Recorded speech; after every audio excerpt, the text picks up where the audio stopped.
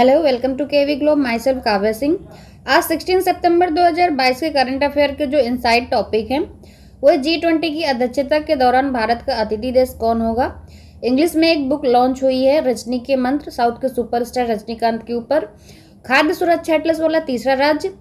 जाइमेक्स 2022 सैन्य अभ्यास। दूसरी बार में भारत के अटॉर्नी जनरल कौन बनेंगे। राष्ट्रीय पुरस्कार प्राप्तकर्ताओं को मासिक वजीफा देने की घोषणा की गई है, किस राज्य में की गई है, क्या है पूरा मैटर। भारत का पहला वानिकी विश्वविद्यालय खोला जाएगा। 6 सेंट्रल जेलों में 8 डिस्पेंशन सेंटर जो है लॉन्च किया गया है। आवश्यक दवाओं की राष्ट्रीय सूची में जो है कितनी दवाएं शामिल की गई हैं, कल की क्लास में हमने कवर किया था कि आवश्यक दवाओं की राष्ट्रीय सूची लॉन्च की है। अखिल भारतीय राजभाषा सम्मेलन। चंद्रगुप्ता नामक घटना के कारण कोई जो कौन सा ग्रह दृष्टि से गायब हुआ है। ये हैं आज की क्लास के टॉपिक, जिनसे रिलेटेड सारे क्वेश्चंस कवर किए जाएंगे आज की क्लास में, जो कि एग्जाम के लिए मोस्ट इंपॉर्टेंट है, इसलिए ध्यान से देखिएगा। अब आज का क्वेश्चन है आपके लिए क्लास स्टार्ट करने से पहले। क्वेश्चन है, मनुष्य में बुद्धि एवं चतुराई का केंद्र कौन सा होता है। तो इसके 4 ऑप्शंस दिए हुए हैं, cerebellum, hypothalamus, cerebrum, spinal cord. इनमें से जो भी सही आंसर है आप लोग कमेंट बॉक्स में कमेंट करके बताइए, फिर इसका डिटेल डिस्कशन और करेक्ट आंसर मैं वीडियो के लास्ट में आपको बताऊंगी। अब हम आज की क्लास स्टार्ट करते हैं। पहला क्वेश्चन है, चंद्रगुप्ता नामक घटना के कारण 14 सितंबर को कौन सा ग्रह दृष्टि से गायब हुआ था। तो ये जो चंद्र ग्रहण हुआ था तो 14 सितंबर को एक ग्रह दृष्टि से गायब हो गया था, कौन सा ग्रह था। तो इसका सही आंसर है ऑप्शन बी, यूरेनस। ही यूरेनस गायब हो गया था। सूर्य से छठा ग्रह होता है यूरेनस। ये 3.5 घंटे के लिए जो है गायब हो गया था, दृष्टि से ओझल हो गया था, सीधे पृथ्वी के चंद्रमा के पीछे से गुजरता हुआ दिखाई दिया। ये गायब होने की क्रिया को यूरेनस की चंद्रगुप्ता के रूप में भी जाना जाता है। केवल यूरोप, उत्तरी अफ्रीका और पश्चिमी एशिया के जो दर्शक इस घटना को देखने के लिए सही कोण पर थे, उन्होंने इसको सही कोण पर देखा।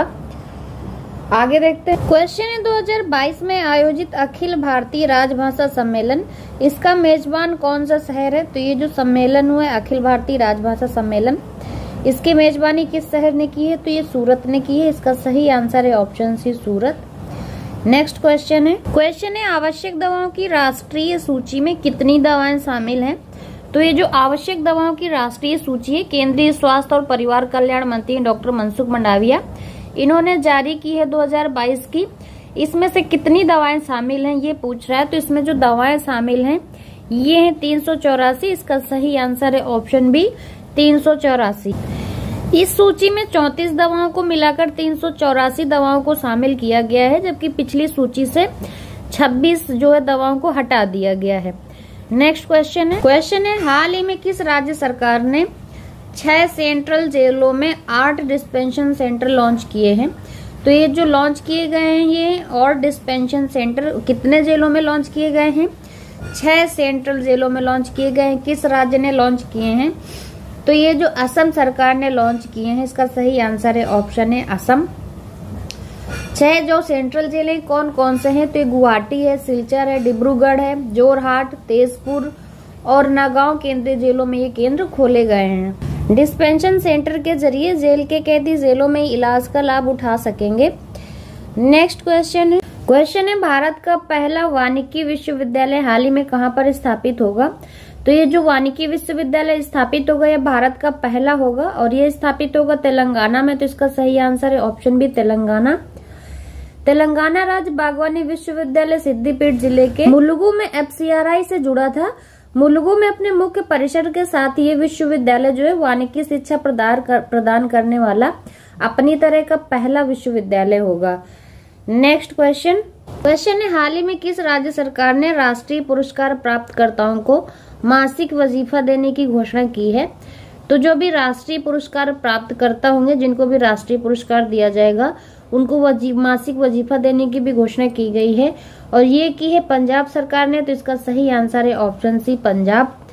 नेक्स्ट क्वेश्चन है, दूसरी बार भारत में अटॉर्नी जनरल कौन बनेंगे। तो दूसरी बार में जो भारत के अटॉर्नी जनरल बनेंगे ये है मुकुल रोहतगी। तो इसका सही आंसर है ऑप्शन है मुकुल रोहतगी।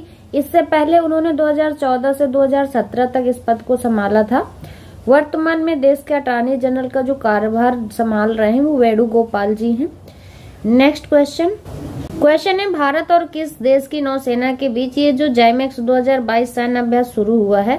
तो भारत और जापान के बीच ये जाइमेक्स 2022 सैन्य अभ्यास शुरू हुआ है, तो इसका सही आंसर है ऑप्शन डी जापान। और ये जो सैन्य अभ्यास शुरू हुआ है 2022 का, ये बंगाल की खाड़ी में शुरू हुआ है। आगे देखते हैं। क्वेश्चन है, खाद्य सुरक्षा एटलस वाला दूसरा राज्य हाल ही में कौन बना है? तो जो खाद्य सुरक्षा एटलस का दूसरा राज्य बना है, ये बना है झारखंड। इसका सही आंसर है ऑप्शन बी झारखंड। झारखंड पूर्वी भारत में बिहार और ओडिशा के बाद दूसरा राज्य बना है, जिसके ग्रामीण क्षेत्रों के लिए दिल्ली स्थित मानव विकास संस्थान द्वारा इंदिरा गांधी विकास अनुसंधान की पहल के तहत खाद्य सुरक्षा एटलस तैयार किया गया है।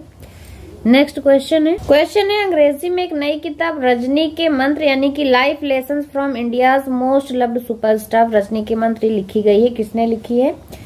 तो ये लिखी है पीसी बाला सुब्रमण्यम ने। इसका सही आंसर हो जाएगा ऑप्शन ए। और ये जो किताब लिखी गई है, तो जो साउथ के सुपरस्टार हैं रजनीकांत, उनकी लाइफ पर लिखी गई है, इसलिए इनका नाम इस बुक का रखा गया रजनी के मंत्र, life lessons from India's most loved superstar.